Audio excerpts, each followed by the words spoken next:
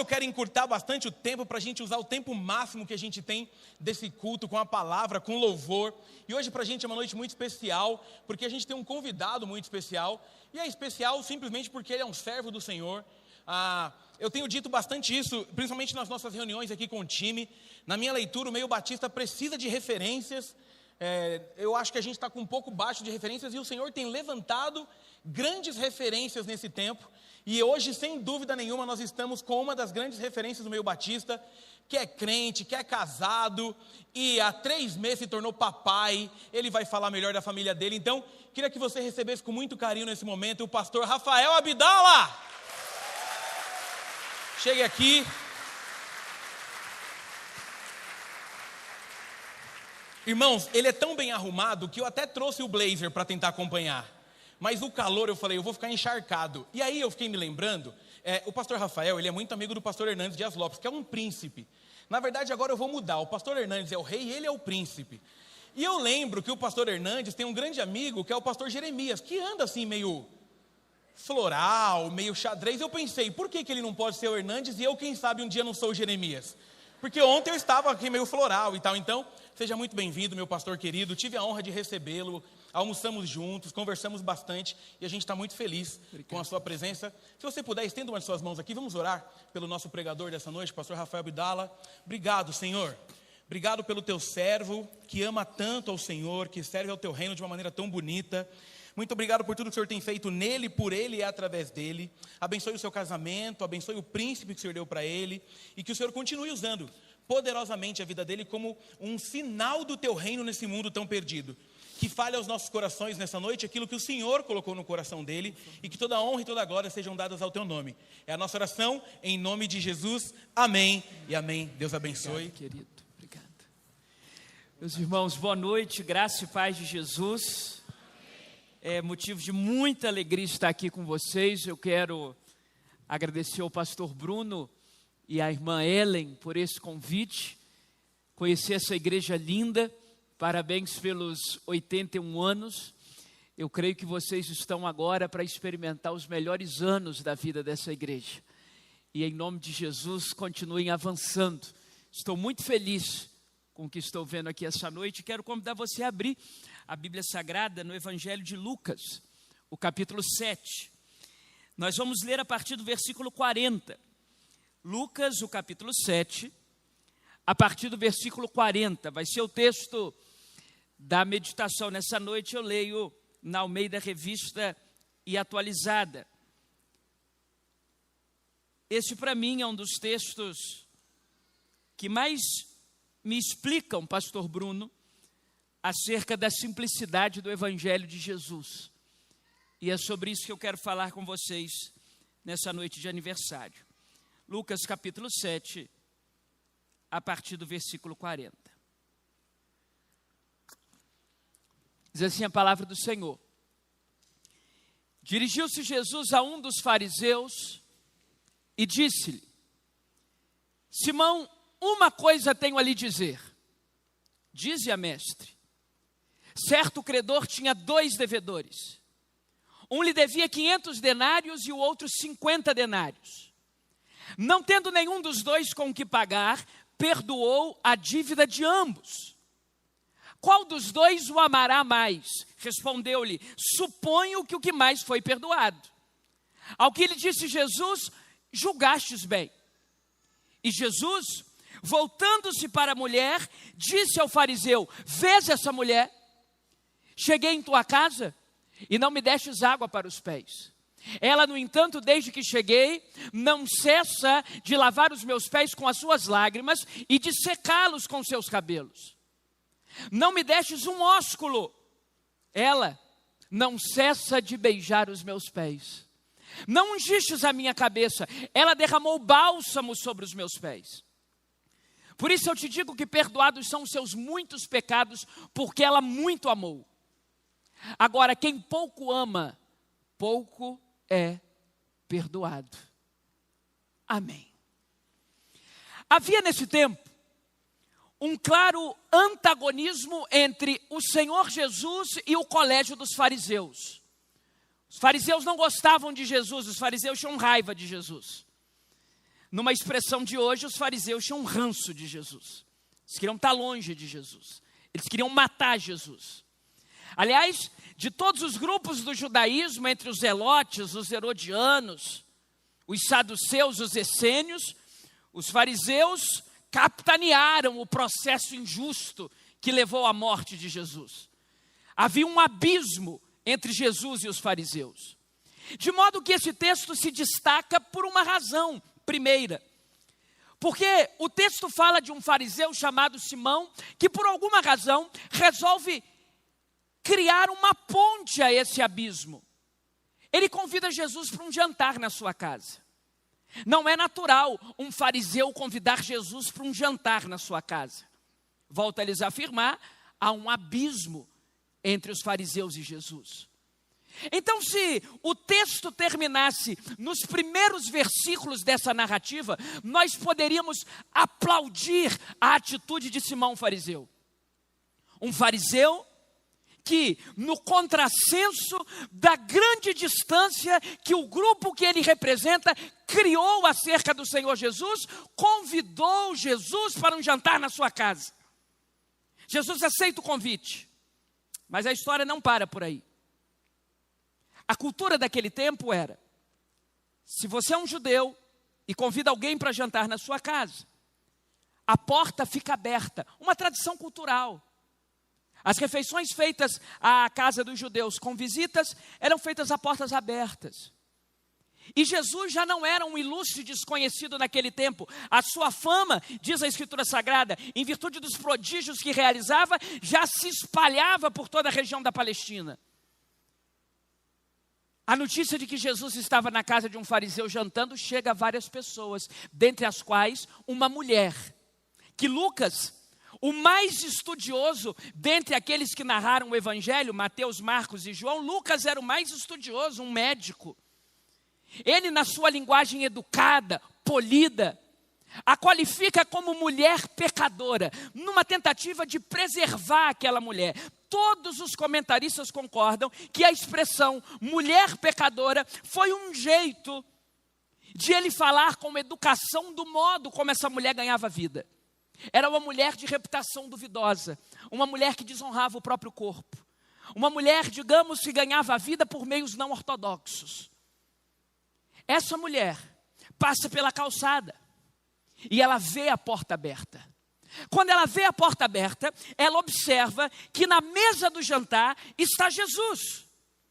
E ela é tomada por um impulso, que ela ultrapassa aquela porta, diz o texto, ela se coloca por detrás de Jesus e começa a demonstrar atos de adoração a Jesus.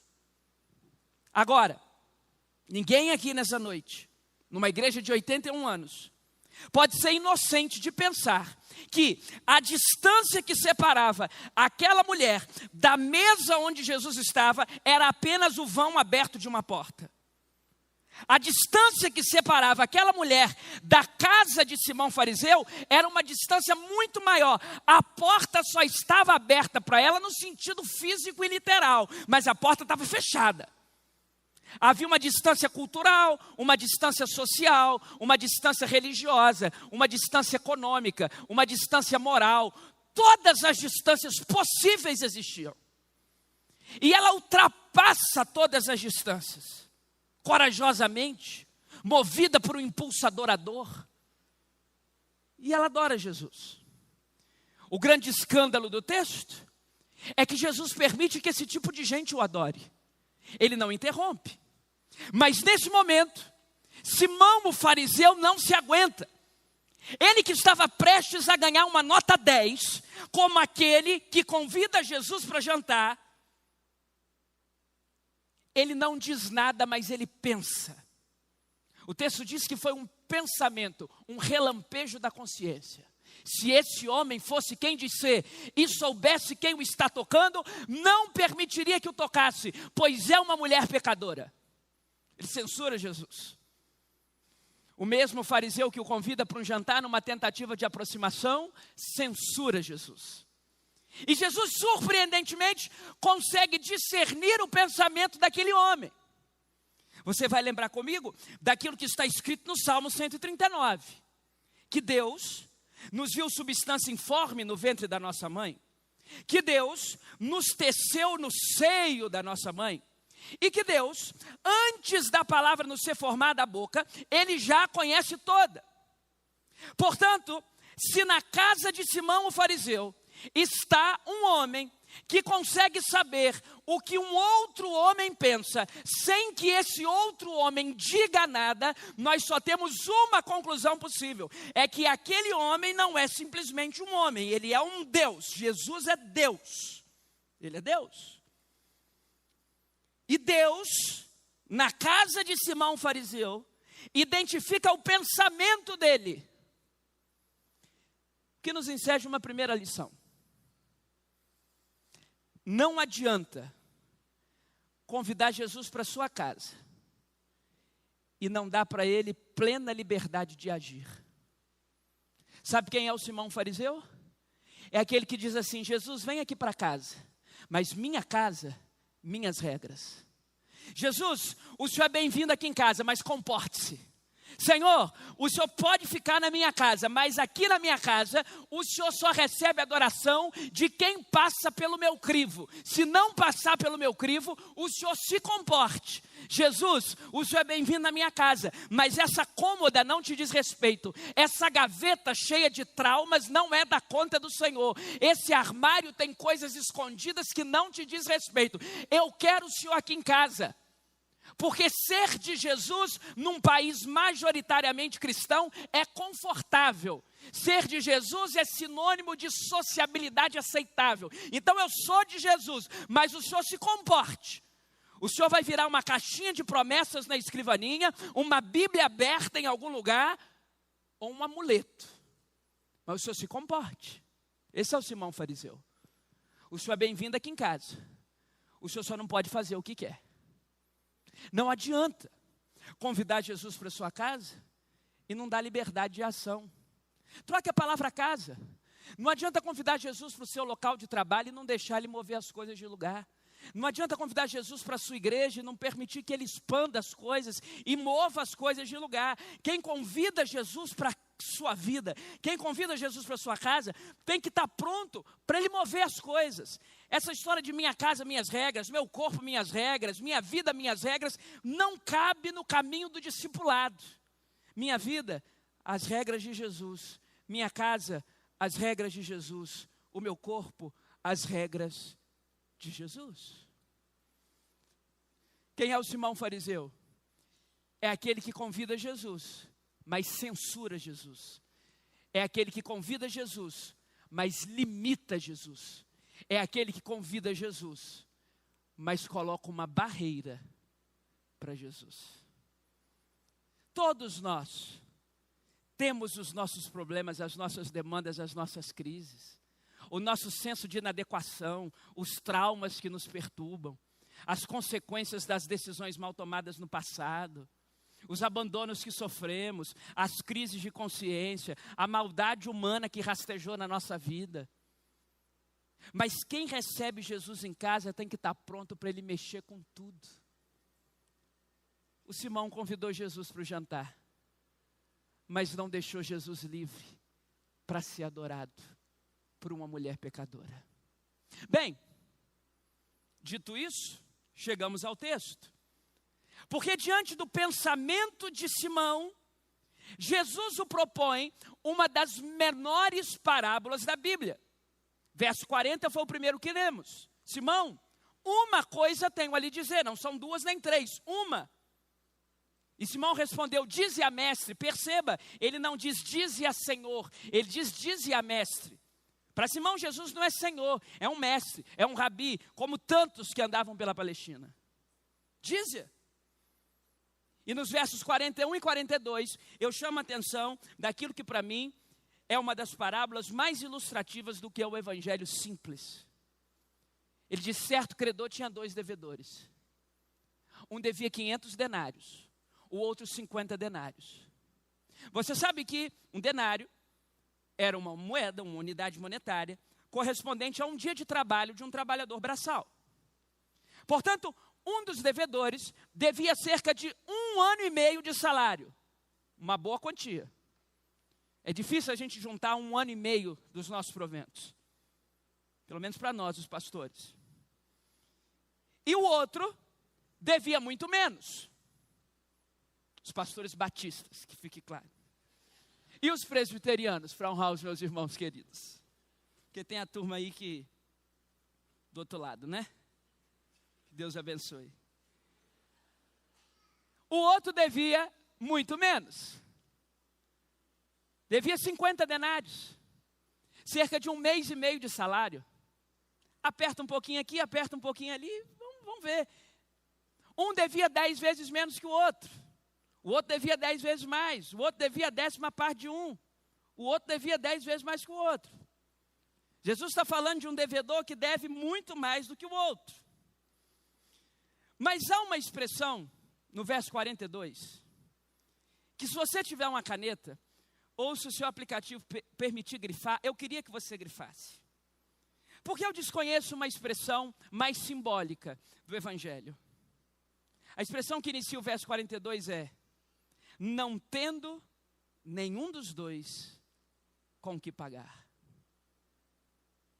Não tendo nenhum dos dois com que pagar. Terceira e última vez. Não tendo nenhum dos dois com que pagar. Os devedores são diferentes em vários aspectos. Primeiro, são pessoas diferentes. Segundo, a origem da dívida é diferente. Terceiro, a quantidade da dívida é diferente. O que eles fizeram com o dinheiro da dívida é diferente. O tamanho da dívida é diferente. Eles são pessoas diferentes, têm histórias diferentes, DNA diferente, tipo sanguíneo provavelmente diferente. Mas tem uma coisa em comum entre o que deve mais e o que deve menos. Nenhum nem outro tem como pagar. O que deve 500 não tem condição de pagar os 500. E o que deve 50 não tem condição de pagar os 50. Então, não tendo nenhum dos dois com que pagar, diz o verso 42, o credor perdoou a ambos. O que isso tem a ver conosco e com essa igreja que faz aniversário?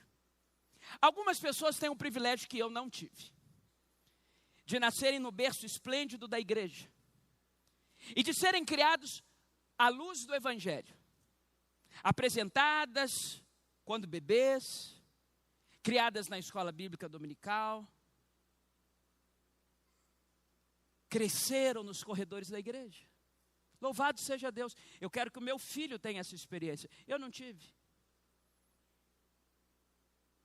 Sabe uma coisa sobre essas pessoas? São pecadoras. Todos pecaram e estão destituídos da glória de Deus. Eu atendi uma avó desesperada esses dias. Porque a netinha dela mal aprendeu a falar. 1 ano e pouquinho, eu acho que nessa época ela já tinha 2 anos. E ela foi falar com a vovó: vovó, eu quero um doce.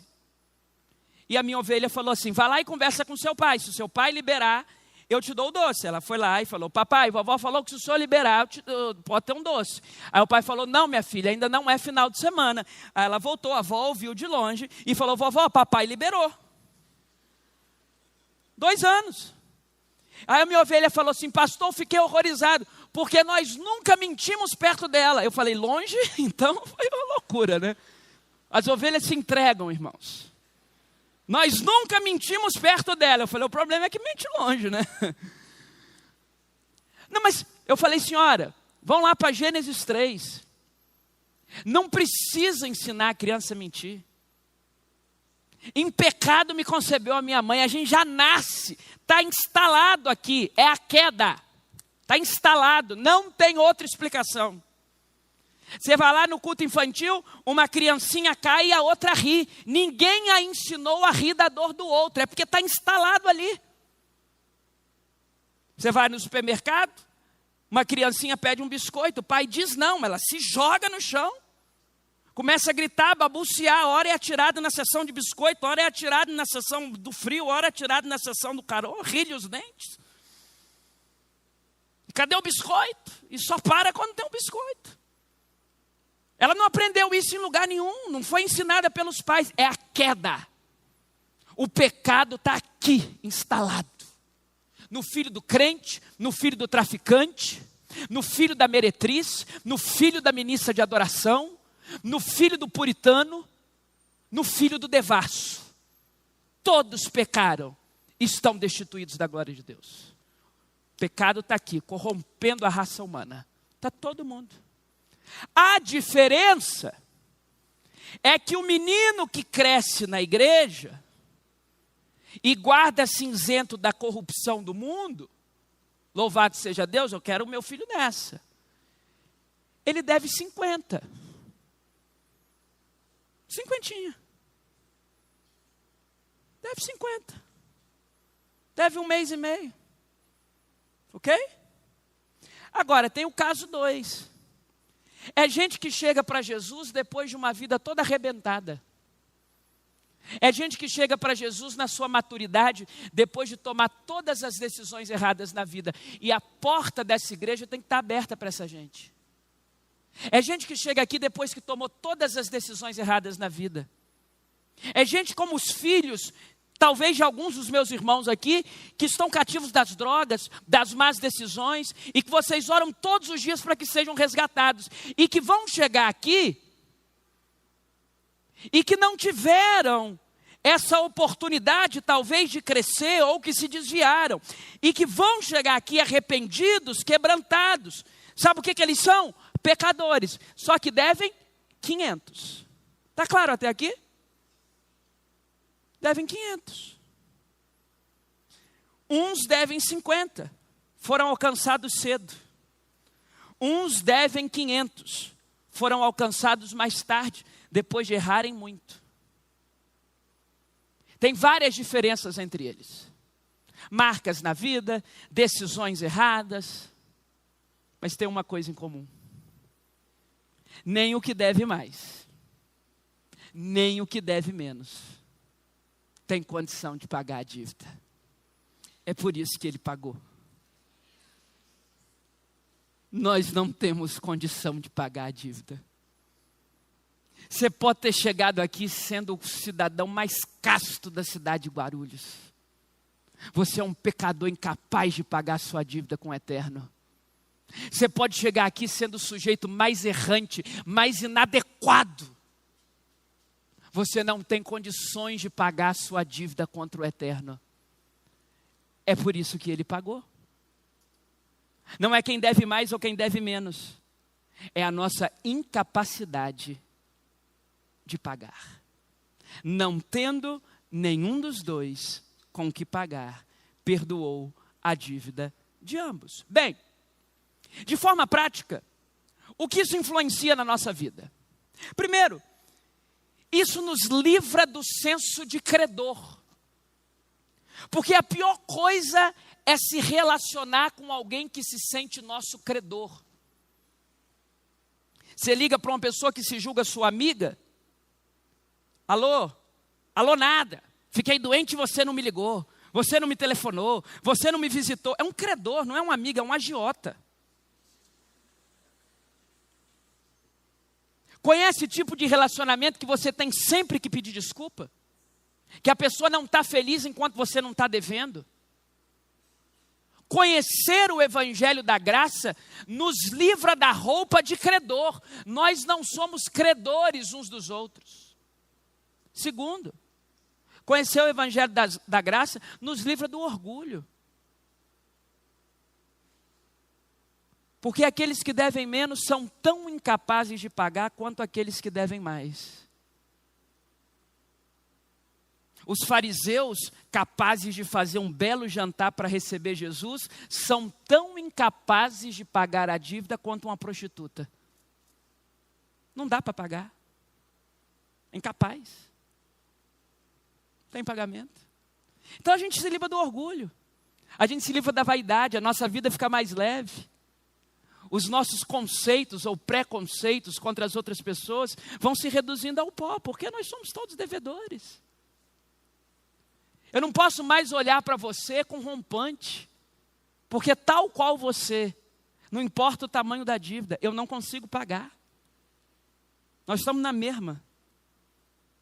Nós somos dependentes daquele que veio pagar a nossa dívida. Isso facilita. Bem, devemos tomar um cuidado para não abusar do conceito da graça.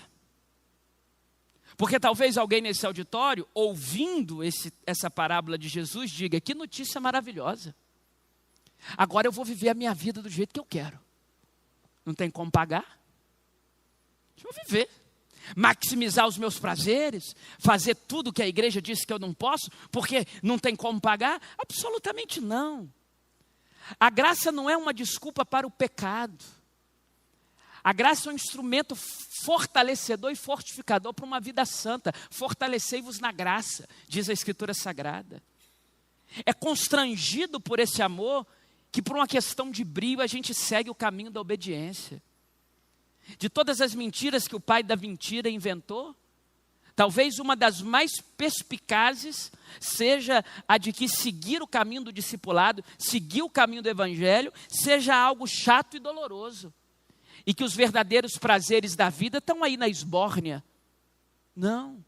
Prazer de verdade é quem desfruta do Espírito Santo. Quem descobre o prazer da presença de Jesus não se encanta com os banquetes do pecado. O nosso prazer não acaba na quarta de cinzas. O nosso prazer é eterno. O nosso prazer, você nunca vai ter crise de consciência depois que o prazer passa. Porque é um prazer eterno. O nosso tipo de prazer nunca nos dá o sentimento de comer pão que o diabo amassou. Porque nós somos filhos do pão que amassou o diabo, que é o pão da vida, que é o Senhor dos senhores, que é o Rei dos reis. Então, conhecer a graça não é viver de qualquer jeito. É saber que alguém pagou a nossa dívida e que nós não seremos escravos nunca mais. Vocês já enfrentaram a angústia de um financiamento? Eu já. Aliás, um brasileiro médio que quer ter carro e casa precisa financiar. A sensação de pagar o último boleto é libertadora. Eu me lembro quando eu paguei o último boleto do meu carro. Eu quase dei uma festa. É libertador não dever mais. Então, se Jesus pagou a minha dívida, eu nunca mais serei escravo do Satanás. Minha dívida está paga. Eu escolho o caminho da santidade. Bem, se estiver claro até aqui, nós vamos encarar agora os versículos 44, 45, 46 e 47. E eu quero dedicar a vocês, como conclusão dessa parábola, 4 fundamentos para uma igreja simples, que vive a simplicidade do Evangelho. O que nós precisamos ter para viver isso? Em primeiro lugar, versículo 44. A igreja precisa de visão. Diz o verso 44 que Jesus, voltando-se para a mulher, disse ao fariseu: vês essa mulher? Olha a pergunta de Jesus. Vês essa mulher? Vês essa mulher? Que pergunta é essa, Jesus? Simão, o fariseu, não era cego. Não há registro no texto de que ele fosse míope, astigmata, portador de hipermetropia, em processo de glaucoma, catarata. Que pergunta é essa, Jesus? Vês essa mulher? Jesus não está falando da visão natural dos olhos. Jesus está falando de outra visão. Fariseu, você está vendo que tem um ser humano dentro da sua casa? Ou você está enxergando um rótulo, um pedaço de carne? É um ser humano aqui. Você está vendo essa mulher? Você está vendo? Você está vendo a mulher ou a reputação dela? Você está vendo a mulher ou o passado dela? Você está vendo a mulher ou o corpo dela? Vês essa mulher? A nossa sociedade é cega. Eu preciso concordar com José Saramago quando escreveu o ensaio sobre a cegueira. A nossa sociedade é cega não pela incapacidade de discernir cores e contrastes. Não. É cega porque não consegue enxergar o outro. O ser humano, Inventou telescópios capazes de enxergar outros astros da amplidão. Não consegue enxergar o vizinho. O ser humano inventou microscópios capazes de enxergar o interior de uma célula para exame de laboratório. Não consegue enxergar quem mora debaixo do mesmo teto, quiçá quem divide o mesmo quarto. Nós somos cegos. A sociologia moderna cunhou um termo agora chamado de invisibilidade social. São as tantas pessoas pelas quais passam o nosso campo visual nas esquinas, nos guetos, nas encruzilhadas, nas sarjetas, que passam pelo nosso campo visual, mas nós não as vemos. Não as vemos. Porque decidimos não ver. Porque é mais fácil não ver. Porque não é problema nosso. É problema do Estado, é problema das decisões que tomaram, estão ali porque querem, e a gente vai criando as nossas justificativas para poder chegar em casa e ter a nossa noite confortável de sono. Invisibilidade social. A pergunta de Jesus é: vês essa mulher? Porque aquele que conhece o Evangelho da Graça precisa ter visão. A minha oração é que essa igreja, nos seus 81 anos, tenha visão ampliada. Vocês enxerguem longe. Vocês serão do tamanho da visão que tiverem. Que Deus multiplique a sua visão, meu amigo pastor Bruno, em nome de Jesus, como tem feito. Para mim, um dos textos mais lindos da Bíblia está em João 1,48. Jesus está no stand-by da cena. Filipe encontra Natanael e diz: nós encontramos aquele de quem os profetas falavam. De onde ele é? Quer saber o Natanael. Filipe responde: de Nazaré. Natanael diz: pode porventura vir alguma coisa boa de Nazaré? E o Filipe responde: venha e veja. Visão. Não adianta ler um livro, uma apostila, uma revista. Precisa ver. É vendo. Venha e veja. É uma questão de visão. Aí ele foi. Jesus estava aqui na contracena. Daí a pouco Filipe e Natanael estão se aproximando. E Jesus, Jesus, sou demais. Ele faz um negócio que eu ainda não aprendi. Fala bem de quem fala mal de mim. O Natanael está falando mal de Jesus, xenofóbico. Pode porventura vir alguma coisa boa de Nazaré? Aí Jesus olha para o Natanael e diz: eis um verdadeiro israelita em quem não há dolo. Meu Deus, quem fala mal de mim, eu quero que morra. Corta isso aí depois da transmissão, por favor. Porque tem agora os malditos da internet que fica pegando. Depois você corta, tá, irmão? Ou não corta não, morra mesmo. Mas antes de morrer, entregue sua vida a Jesus e vá para a eternidade. Veja bem. Aí agora a atenção do Natanael é tomada. De onde que esse homem me conhece? Esse homem nunca me viu. Mas ele não estava diante de simplesmente um homem. Ele estava diante do Deus homem. Aí João 1,48, Jesus olha para Natanael e diz assim: antes de Filipe te chamar, eu te vi. Visão. Eu te vi assentado debaixo daquela figueira. Eu te vi. Eu não sei se você já esteve assentado debaixo de uma figueira, à sombra da existência. Eu já estive. Eu vim numa infância muito difícil, sem recurso financeiro, meu pai um homem muito doente. Já tive muito sentimento de inadequação, de tristeza, de trauma. Cresci num ambiente de violência. Já estive debaixo de uma figueira várias vezes. Um dia eu descobri que Deus me via. Aí naquele momento Natanael descobriu: eu te vi. E ele trocou a sombra da figueira pela sombra da videira. E ele trocou a sombra da árvore pela sombra do onipotente. Por quê? Visão. Eu tenho um recado de Deus para você. Jesus está vendo você. Jesus está vendo você. Jesus está vendo você. Jesus está vendo você. Gênesis capítulo 16, versículo 13. Agar está fugindo de Sarai e de Abrão, num sentimento terrível de rejeição, usada, descartada. Foi um pedaço de carne na cama de seu patrão, descartada, com um bebê no ventre, usada. Uma jornada excessiva de trabalho,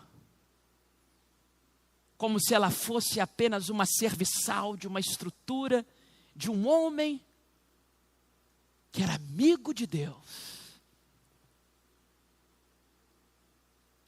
Aí quando ela está lá no deserto, recheada dos seus traumas, ela recebe uma visita do alto.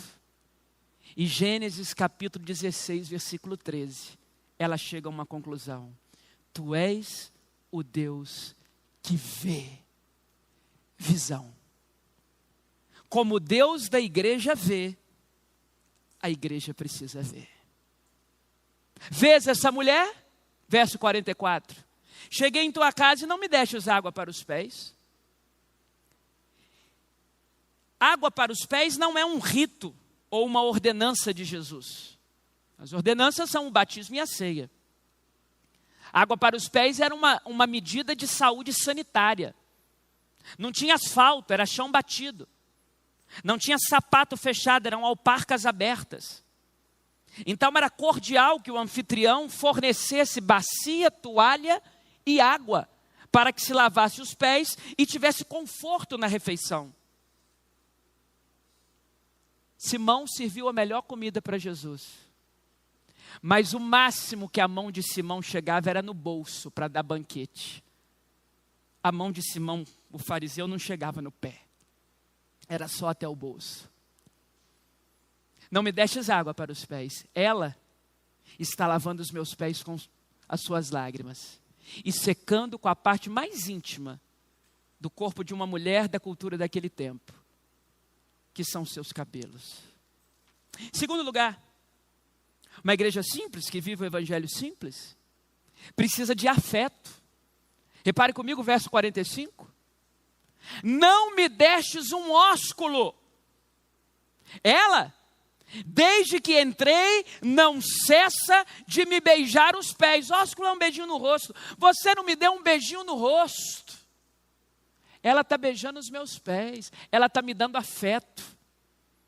Você fez um baita de um jantar, você botou aí lagosta, crustáceo, picanha. Mas você não me deu um beijo no rosto, moço. Essa mulher que para você é desprezível, está beijando os meus pés, está me dando afeto. Está me dando aquilo que o seu dinheiro não pode me dar. A igreja de Jesus precisa de afeto. A igreja de Jesus precisa constranger o mundo, não pelo poder, não pela influência. Jesus nunca se encantou com os corredores do poder. A igreja de Jesus precisa constranger o mundo pelo amor. O amor de Deus constrange. Afeto. Um povo carinhoso, com brilho nos olhos, de menos reclamação, de menos murmuração, com olhar apaziguador, compassivo, ministros da reconciliação, promotores da paz. A paz, segundo Colossenses 3,15, é o árbitro do coração da gente. O nosso povo está precisando de árbitros, de ministros da reconciliação. Uma igreja tem que ter visão, mas tem que ter afeto. Você não me deu um ósculo. Ela está beijando os meus pés, sem parar.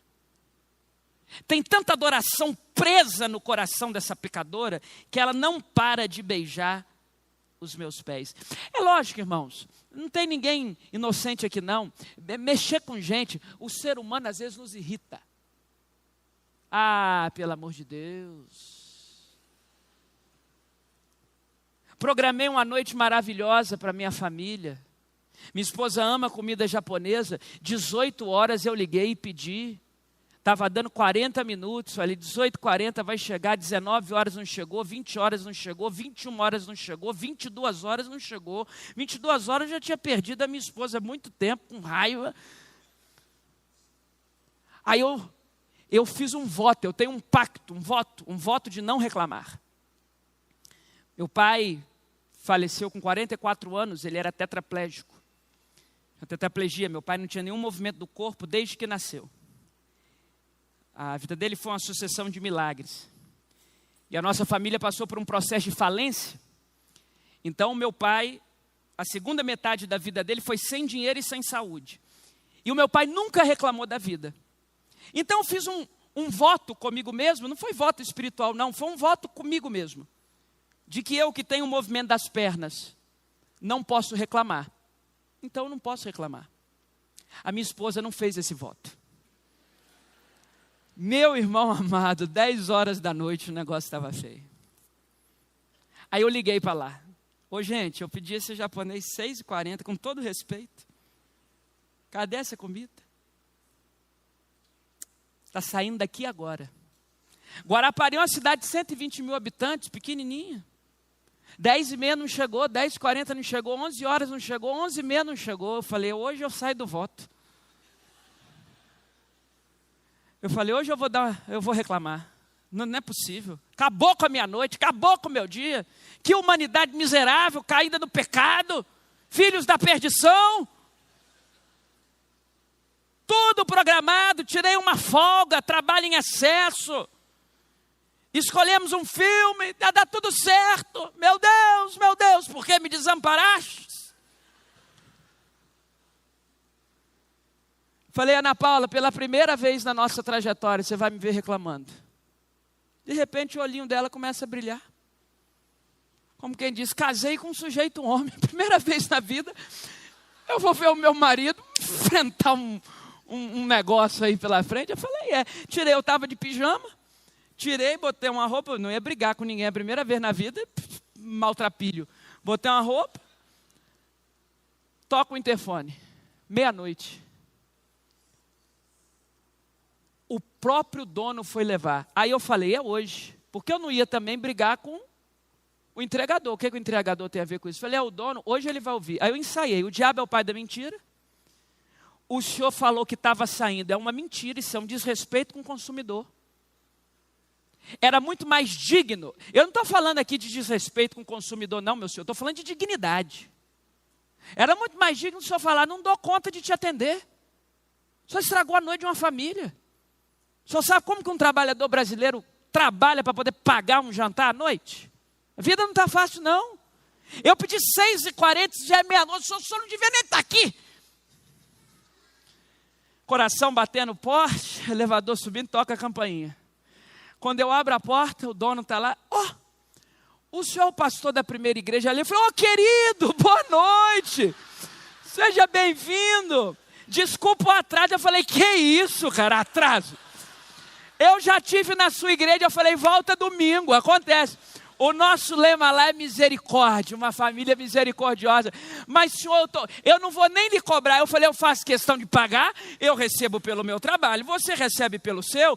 Mas, desculpa, é porque hoje foi um negócio terrível. Eu falei, meu querido, não precisa pedir desculpa, já está tudo perdoado, não tem como pagar. Todos são devedores. Deus me fez manter o meu voto. Meus irmãos, a convivência é muito difícil. Mas os discípulos de Jesus não compram briga à toa. Os discípulos de Jesus têm outra postura no trânsito. Os discípulos de Jesus, eles possuem outra postura no condomínio, outra postura na vizinhança. Os discípulos de Jesus são conhecidos pelo afeto. Os discípulos de Jesus transbordam e transmitem afeto. Nós somos o povo da reconciliação. Terceiro lugar, repare comigo o versículo 46. Uma igreja simples, que vive o evangelho simples, precisa de unção. Não ungistes a minha cabeça. Ela derramou bálsamo sobre os meus pés. Unção. Duas coisas são importantes aí nesse versículo. A primeira delas é que na despensa desse homem tinha muito óleo. Claro. Via de regra, um fariseu alcançava esse posto sendo alguém com uma certa mobilidade financeira. Ele tinha estoque de óleo na despensa. Mas ele não ungiu Jesus. Ele não derramou óleo sobre Jesus. Ele não honrou Jesus. Aquela mulher veio com um vaso de alabastro. Sabe-se lá como ela conseguiu dinheiro para aquilo. E no seu arrependimento, no seu senso de quebrantamento, tendo sido alcançada pela graça, ela unge os pés de Jesus. Ela derrama bálsamo sobre os pés de Jesus. E a palavra que se destaca no verso 46 é unção. A igreja de Jesus precisa de unção. Sem unção, a gente é uma casa de palestra. Sem unção, a gente é uma casa de apresentação de boa música. Sem unção, a gente é uma casa de palestrante. A igreja de Jesus precisa de unção. O que é unção? A unção é o revestimento do Espírito. Essa semana eu e o pastor Bruno estaremos na assembleia da nossa convenção. E na declaração doutrinária da nossa convenção há algo muito importante que precisa ser lembrado. Porque parece que em alguns lugares tem-se medo de falar do Espírito Santo. A salvação é um ato, mas a santificação é um processo. No ato da salvação você recebe o Espírito, você é selado pelo Espírito. Mas no processo da santificação, você se enche do Espírito. Isso é até a glorificação, quando você for chamado pelo Senhor. Então, no dia que você foi alcançado, você recebeu o Espírito, mas não parou aí a sua relação com o Espírito. Você precisa se encher. Não vos embriagueis com o vinho, no qual há dissolução, mas enchei-vos do Espírito. Tem gente que parou no ter o Espírito. Nós precisamos ser cheios do Espírito. Unção é revestimento de poder. Sem unção, a turma que vem aqui é só cantor. Com unção é adorador. Sem unção, quem assume esse púlpito é um palestrante. Com unção, é um pregador. Sem unção, isso aqui é um clube social. Com unção, é o corpo vivo de Cristo. A igreja de Jesus precisa de unção. Eu fui pregar no norte do Brasil, num dos estados de fronteira. Eu tive uma das melhores experiências da minha vida, eu me emociono até hoje ao falar.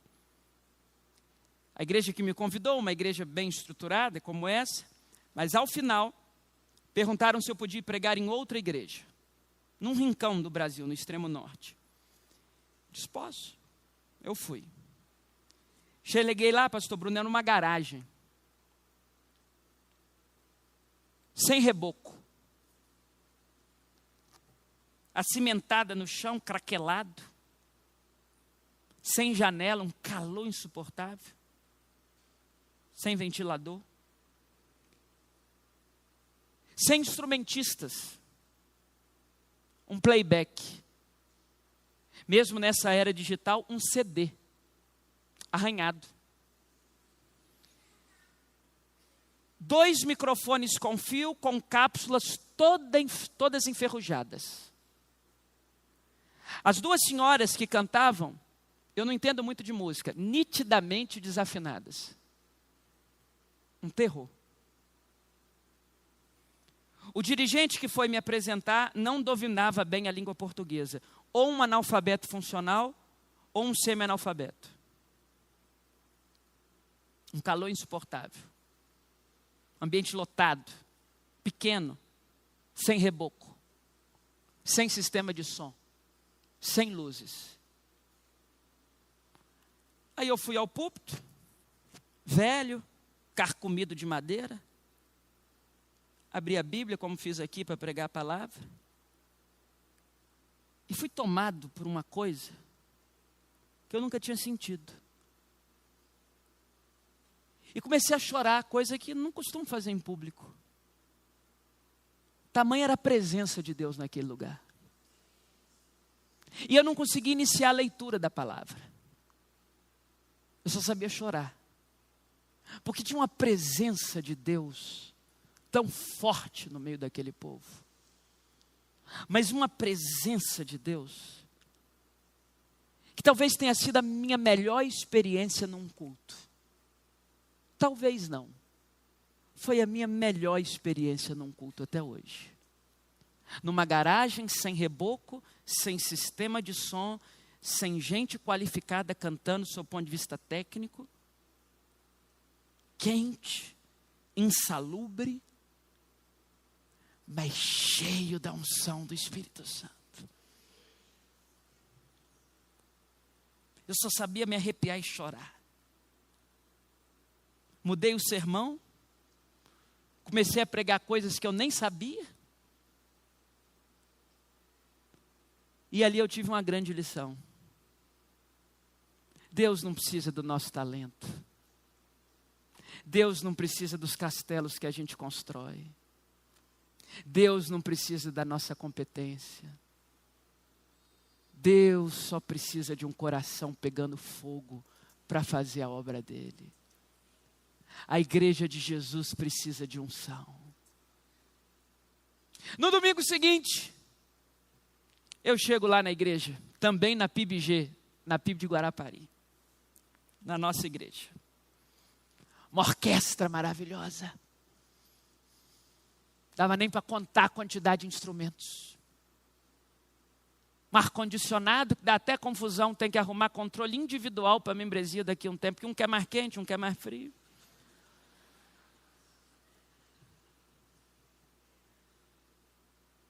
Um sistema de som que custou quase R$1 milhão. Nem a nossa aí numa parte do banco. Acho que quitou, não sei. Até desisti de perguntar. Um negócio megalomaníaco. E vou eu pregar. Estou lá cantando. Aí quando você tem uma experiência forte com o Espírito Santo, você quer de novo.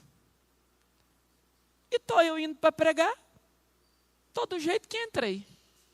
Eu falo, não é possível. Aí eu olho para o menino de música e falo, canta mais uma. Senhor, venha, venha. Aí nada, canta mais uma, foi quase um culto cantado. Você canta mais uma, canta mais uma, canta mais uma. Aí eu fui lá atrás, me ajoelhei. Aí eu tomei muito cuidado, que o problema da oração é que Deus ouve. Eu não orei do tipo, Senhor, me leva para aquele lugar. Vai que Ele me leva, eu estou tão bem em Guarapari. Pé da praia. Eu falei, Senhor,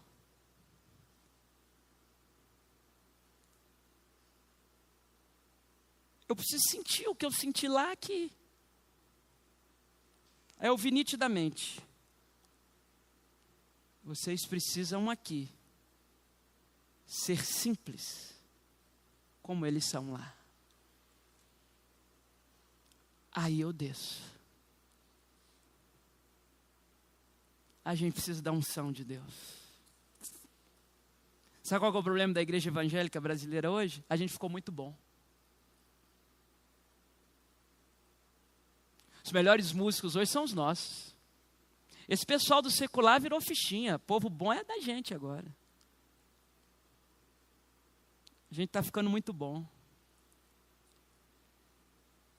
Deus não precisa disso para a obra dele. A minha oração é que vocês sejam revestidos de unção. Que Deus, quando olhar para a PIB de Guarulhos, veja a unção correndo e fluindo. Quarto e último lugar, para encerrar. Verso 47. Uma igreja simples, que vive o evangelho simples, precisa de visão, verso 44. Precisa de afeto, verso 45. Precisa de unção, verso 46. E precisa de perdão, verso 47. Por isso eu te digo que perdoados lhe são seus muitos pecados, porque ela muito amou. Mas aquele a quem pouco se perdoa, pouco ama. Jesus agora dá um checkmate no Simão fariseu. Porque nesse momento acontece a salvação da mulher pecadora. E a igreja que quer prosperar precisa aprender a perdoar. Sobre o perdão, eu quero lembrar você algumas coisas. Primeiro, para o discípulo de Jesus, perdão não é uma opção, perdão é uma obrigação. Se você escolheu o caminho do discipulado cristão, perdão deixou de ser uma opção para você, passou a ser uma obrigação. Segundo, perdão não é um sentimento, perdão é uma decisão. Você não sente de perdoar, você decide. Você não vai sentir nunca. Você foi traído, você foi abandonado, você foi ferido, você foi vilipendiado, achincalharam a sua reputação, colocaram o seu nome na lama, abandonaram você, traíram você, apunhalaram você pelas costas. Você não vai sentir nunca de perdoar. Perdão não é um sentimento, perdão é uma decisão. O que divide os meninos dos homens, as meninas das mulheres, o salto de maturidade existencial é que nós não nos movemos mais pelo que sentimos, nós somos capazes de decidir. O perdão não é um sentimento, o perdão é uma decisão. Eu decido com a minha mente, o coração leve o tempo que for para entender o que a minha mente já decidiu. Perdão é uma decisão. Terceiro, não perdoar é tomar todos os dias um veneno esperando que o outro morra. Quem está morrendo é você. Essa é a melhor definição que eu conheço para mágoa e ressentimento. Mágoa é um veneno que eu tomo esperando que o outro morra. Quem está morrendo sou eu. Ressentimento é um veneno que eu tomo esperando que quem me feriu morra. Quem está morrendo sou eu. Quarto, não perdoar é carregar a pessoa que me ofendeu para todo canto. Eu acordo maldito, está pesando a minha consciência. Eu vou para a mesa do café, ele está na faca da manteiga. Eu vou trabalhar, ele está pesando a minha bolsa. Ele senta no carro do carona, ele entra no metrô comigo, ele entra no ônibus comigo, ele está em todo canto. Ele é um peso morto. Quinto, há uma proporcionalidade no perdão. Lembre-se que na oração que Jesus nos ensinou, ele diz: perdoa as nossas dívidas, assim como nós perdoamos a quem nos tem ofendido. Assim como. E é a única expressão da oração do Pai Nosso que Jesus explica nos versos 14 e 15 de Mateus 6. Porque se perdoardes aos vossos irmãos as ofensas cometidas contra vós, o meu Pai que está nos céus os perdoarás. Mas, se não perdoardes aos vossos irmãos as ofensas cometidas contra vós, o meu Pai que está nos céus não vos perdoarás. Quem não perdoa o irmão do lado, interrompe o fluxo do perdão que vem de cima. Sexto, perdão não é amnésia. Quem dera se fosse. Eu queria tanto deletar algumas coisas da minha mente e não consigo. Mas perdão não é amnésia. Eu aprendi cedo uma ilustração que perdão é como uma menininha que tem uma queimadura nessa região da mão. Último grau, carne viva. Um incêndio na sua casa. Essa menina cresce, transforma-se numa mulher muito bem sucedida, vai em todos os cirurgiões plásticos, ninguém consegue tirar a marca. Todas as vezes que ela olha para aquela marca, ela lembra do incêndio. Só que agora ela toca e não dói mais. Perdão não é esquecer. Perdão é tocar sem dor. Perdão não é amnésia. Perdão é pedir ao Espírito Santo que nos ajude a lembrar daquilo que não conseguimos esquecer, mas sem sentir dor. Oitavo, o perdão foi o primeiro movimento da Santíssima Trindade. Antes de resolver te criar, ele resolveu te perdoar. 1 de Pedro, no capítulo 1, diz: Porque vocês não fostes comprados por coisas corruptíveis como prata ou ouro, e nem desta forma resgatados da vossa vã maneira de viver, que por legado recebeis dos vossos pais, mas pelo precioso sangue de Jesus, como de um cordeiro sem defeito e sem mácula, conhecido com efeito desde antes da fundação dos tempos, e manifesto nos últimos dias por amor de vós. O sangue de Jesus é conhecido com efeito desde antes da fundação dos tempos. O cordeiro foi imolado antes do jardim do Éden. Então, antes de dizer haja luz, Deus disse haja cruz, haja perdão. Sabendo quem eu e você seríamos antes de te criar, Ele resolveu te perdoar. A igreja só avança como perdoa. Você precisa perdoar. Uma atividade diária. Perdão. E agora concluo. Aquela mulher sai pela mesma porta aberta que entrou. A porta está aqui ainda. Só que todas as distâncias foram encurtadas. Porque ela sai por essa porta.